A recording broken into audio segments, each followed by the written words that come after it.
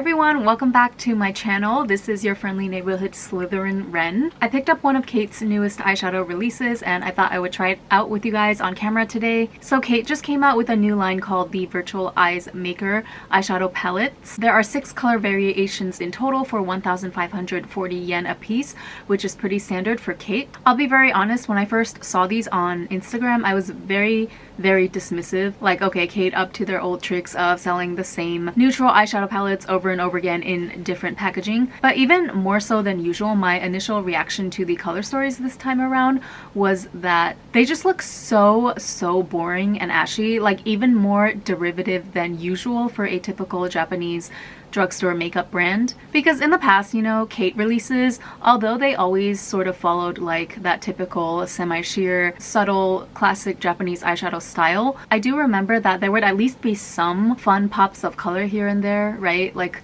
a bright yellow or a blue or a red. But for this Virtual Eyes Maker line, it's like even if you line up all 6 color variations side by side, you can barely detect any difference between them whatsoever. It's pretty much all like very slightly different variations of brown. The only one that kind of sort of stood out to me was the GN1 shade, only because of that very muted taupey mossy green looking shade. But personally, I don't like that shade of green on my eyes, so even though it is objectively the most unique looking out of all the palettes in this line, I would not pick that one up, which only leaves the browns. So it's like, why do I need another boring brown palette in my collection? So that was my initial like very dismissive reaction. But then when I looked a little more into the actual concept behind this line, I watched some of Kate's tutorials showing how to actually apply it, like the specific eyeshadow placement that you should do. I became much more intrigued at that point because I realized that the usage instructions for this line are very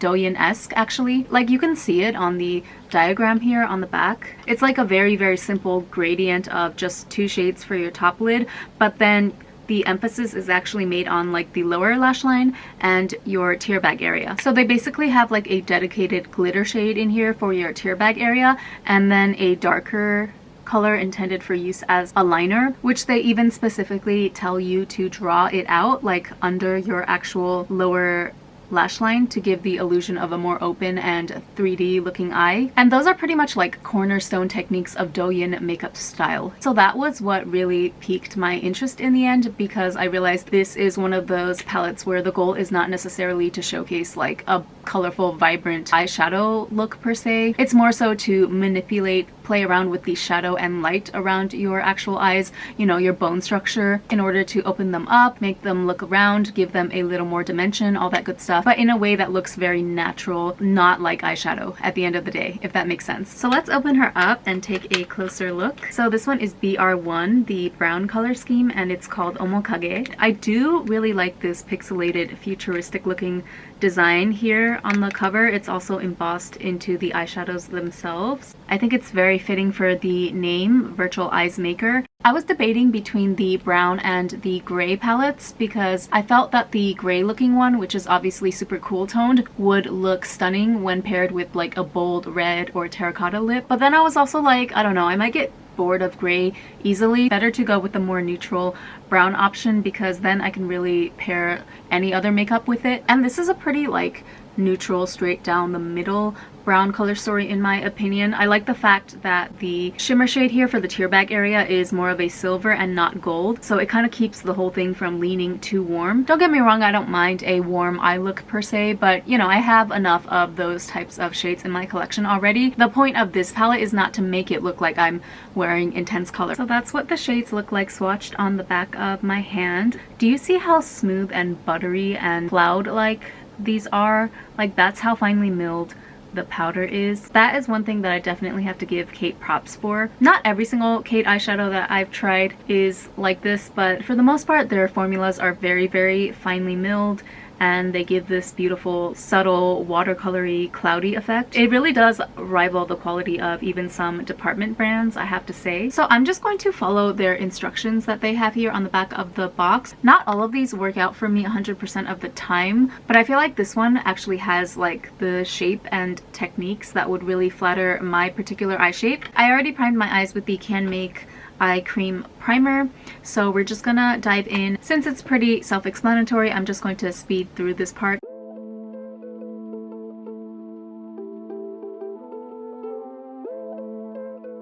Boom, top eyelid done. So easy peasy. Now I'm going to move on to the bottom liner and tear bag area. I'm gonna use this new brush that I just got. It's like a tiny little detail brush, and this is it has the K stamp, which means Kumano Fude, which is like the prefecture in Japan that's really famous for their artisan brushes. This was from the drugstore and it was actually really affordable. I think it was like only 500 something yen.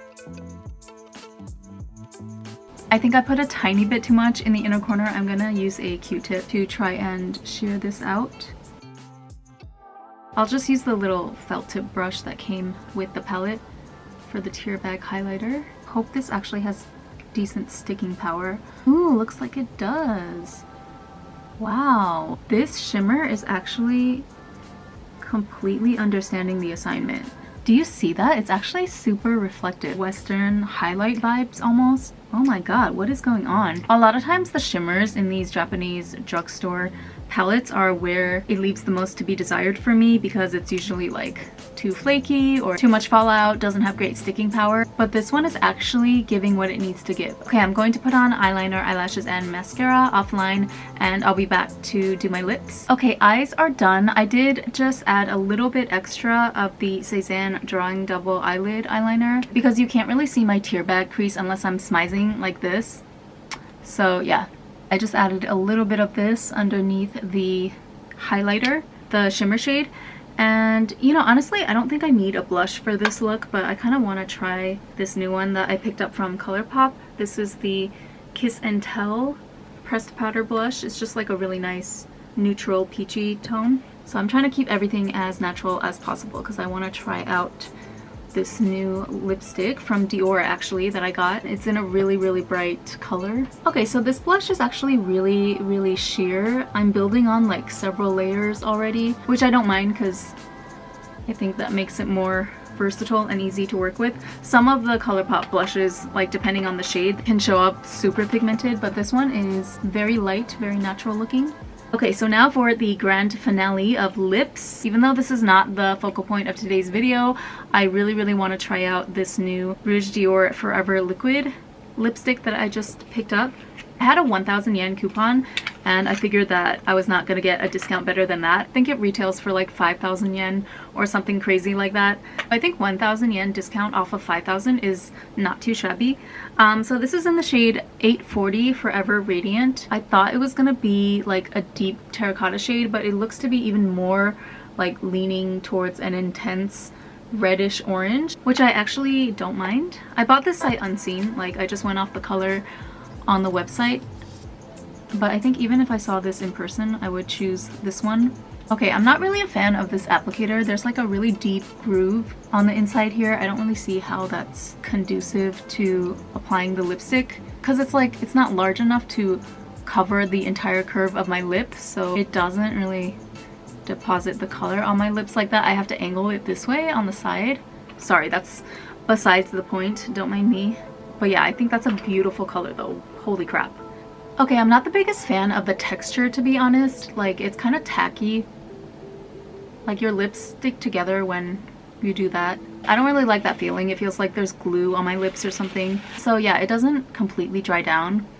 Just has this tacky feeling, or maybe I have to wait longer, but it's already been quite a while. Aesthetics wise, I think it looks absolutely beautiful. I love this shade and it's like super saturated. Yeah, this tackiness is really throwing me off. This is supposed to be like a super budge proof, transfer proof formula though, so maybe that's the sacrifice that we have to make to deal with this tacky texture. But anyway, this is the final look with the Kate Virtual Eyes Maker in BR-1. Let me just say that if I end up using this little 1500 eyeshadow palette from the drugstore more than my freaking like $300 order of Odin's Eye singles from their new Jewel Shine collection, I mean, it's nothing to get upset over per se, but it's gonna bother me a little, okay, not gonna lie. I'm actually obsessed. Like, this, honestly, this exceeded my expectations. So obviously, like I mentioned, the selling point of this collection is more so focused on that Douyin-like technique, more so than the actual eyeshadow colors or shades that they have available. So assuming that you already have your go-to browns and neutral shades in your existing collection, you can absolutely just use these same techniques with the items that you already own. But that being said, I'm definitely not mad at all at having these 4 shades that are like pre-coordinated, pre-curated to work well with each other for this technique. Laid out for me nicely in this nice, sleek, really portable little compact. Yeah, I mean, like, I think the effect looks amazing. It achieves exactly what they advertised, and you guys saw that the